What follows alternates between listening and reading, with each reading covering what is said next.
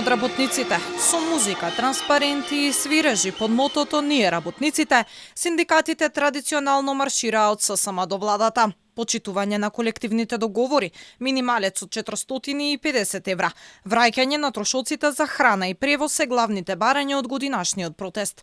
Работниците се посилни во борбата за достоинствен живот, порача председателот на Сојузот на синдикати на Македонија одпред работничкиот дом, кој според последната одлука на Врховен суд треба да им биде одземен. Ние работниците дадовме црвен картон на судот заради тоа што направи обид да изврши притисок врз синдикатите, да ги уништи, да стави функционерска чизма на вратот на работниците за да ќутат. Ако има за пратениците, мора да има и за работниците. Синдикатите од предсобрание побараа веќе да нема злоупотреба на европското знаменце за носење закони кои ќе се на штета на работникот. Ние заслужуваме и ние мораме да добиеме превоз, храна и почитување на колективните договори.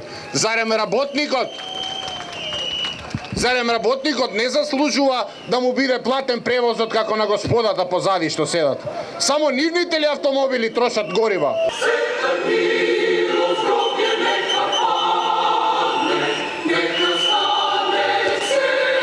Државата и компаниите се изградени од работничка крв, им порачаа работниците на газдите пред Стопанската комора.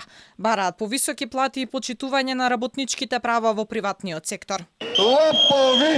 Лопови! Лопови! Лопови! Лопови! Да знаат дека ради нив секој час ни гине некој на работното место.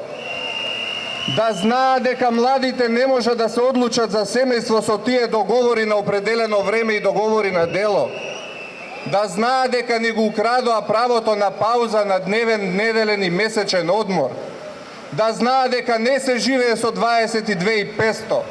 Синдикатите од новата влада побараа барањата да им бидат исполнети во првите 100 дена и да извлечат поука од грешките на минатата. Сакаме да пратиме силна порака до владата. Силно ќе ги следиме, ќе седнеме, ќе разговараме ако треба со денови, со недели. Мора да се донесат решенија каде што работникот ќе биде задоволен.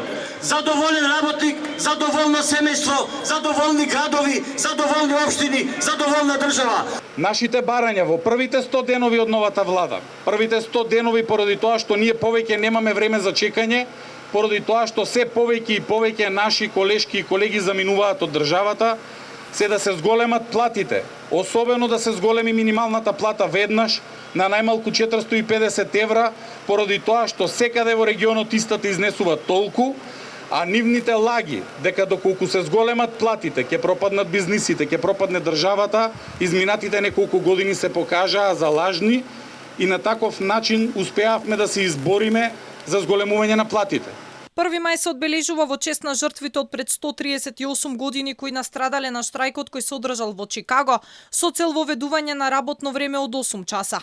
Штрајкот траел од 1 до 4 мај, а полицијата употребила сила врз протестантите.